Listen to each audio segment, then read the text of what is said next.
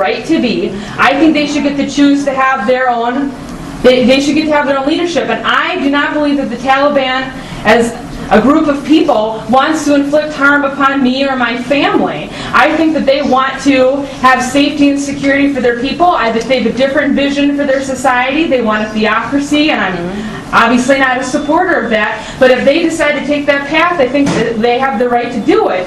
But I don't see why my tax dollars or young people that I care about should be put in harm's way to fight over whether or not another country should get to have a theocracy, or whether or not another country should get to build a future that we might not like for them. I don't see why that is worth anyone dying and spilling any bloodshed over. It doesn't make sense to me at all.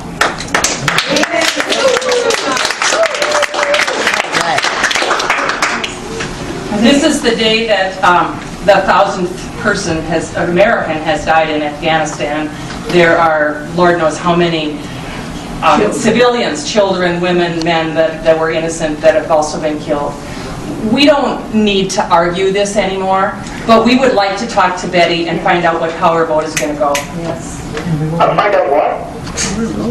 Find out what she's going to do about the vote. He's going to support the supplemental. And I think, were you given the statement? Yes. Well, we haven't read it yet. A small group. The motion is quite clear.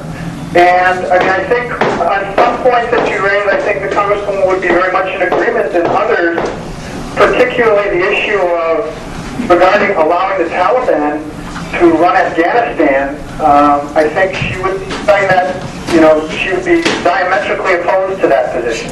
We want to hear it from her.